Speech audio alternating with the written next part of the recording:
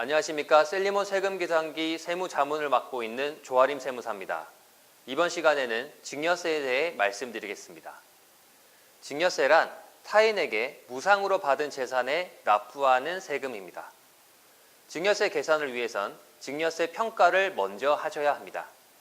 증여세 평가의 원칙은 시가평가입니다. 시가란 불특정 다수인 사이에 자유롭게 거래가 이루어지는 경우에 통상적으로 성립된다고 인정되는 가액입니다. 말이 좀 어려운데요.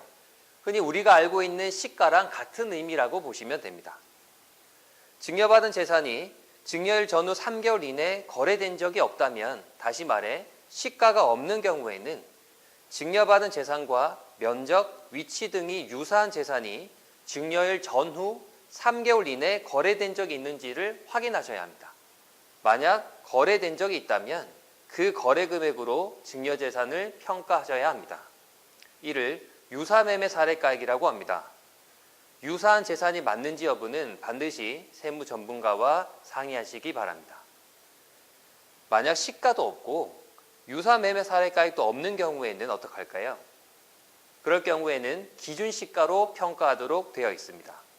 기준시가란 토지는 공시지가, 아파트 등 공동주택은 공동주택가격, 단독주택은 개별주택가격이라고 생각하시면 되겠습니다.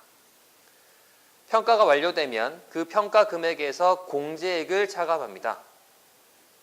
증여자와 증여를 받는 수중자 간의 관계에 따라 공제 금액은 달라지게 됩니다. 만약 배우자 간 증여 시에는 10년간 6억 원의 증여 공제가 적용이 되고요. 직계 존속 또는 직계 비속으로부터 증여받는 경우에는 5천만 원, 만약 수중자가 미성년인 경우에는 2천만 원 공제가 됩니다. 그 외에 기타 친족에게 증여받는 경우라면 1천만 원만 공제가 가능합니다. 증여재산 평가 금액에서 공제 금액을 차감한 과세 표준에 세율을 곱하면 증여세가 계산됩니다. 증여세율은 화면 옆 표를 참고하시기 바라겠습니다. 증여세 계산 시 주의하셔야 될 점 3가지 정도만 말씀드리고 가겠습니다. 첫 번째는 세대를 건너뛴 증여입니다. 세법상은 세대 생략 증여라고 합니다.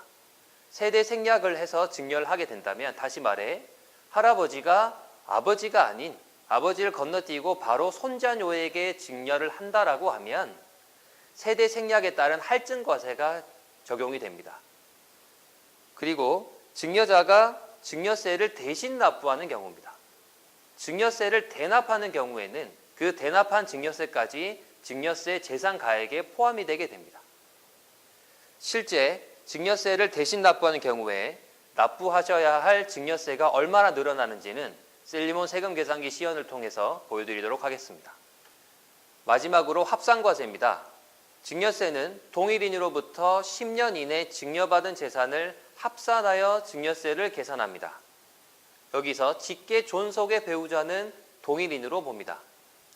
즉 아버지와 어머님께 10년 이내 각각 증여를 받았다면 합산하여 증여세를 계산하셔야 합니다. 이제 셀리몬 세금계산기를 통해 증여세를 직접 계산해 보도록 하겠습니다.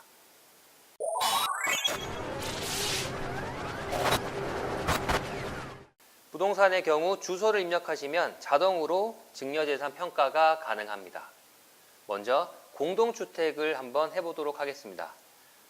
반포에 있는 레미안 퍼스티지 아파트를 한번 해볼게요. 반포 레미안이라고만 검색하셔도 레미안 퍼스티지 아파트를 선택하실 수 있고요. 그 중에 하나를 임의로 해보겠습니다.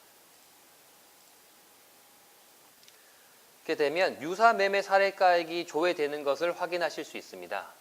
이 유사매매 사례가액이 2개 이상 조회가 된다라고 하면 증여일과 가장 가까운 날에 유사매매 사례가액을 선택하시면 됩니다. 그래서 가장 가까운 날에 매매가액을 클릭하시고 밑에 있는 선택 버튼을 누르시면 자동으로 그 유사매매 사례가액이 증여재산 평가액에 반영되는 것을 확인하실 수 있습니다. 그러면 시가가 없는, 즉 유사매매 사례가액도 없는 일반 토지를 한번 검색해 보겠습니다. 경기도 평택시에 있는 토지를 임의로 하나 입력해 보도록 하겠습니다.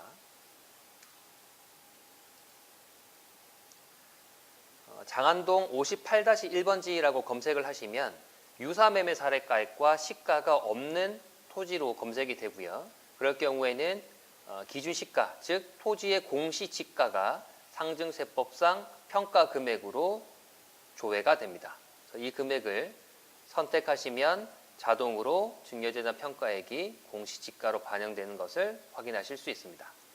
그런 다음에 증여자와의 관계, 직계 존속이냐 배우자냐 이 여부를 선택을 하시면 증여세 계산 결과를 보실 수 있습니다. 앞서 제가 말씀드렸던 주의하셔야 될 점 3가지, 그 3가지를 하나씩 한번 해보도록 하겠습니다. 먼저 세대를 건너뛴 증여입니다.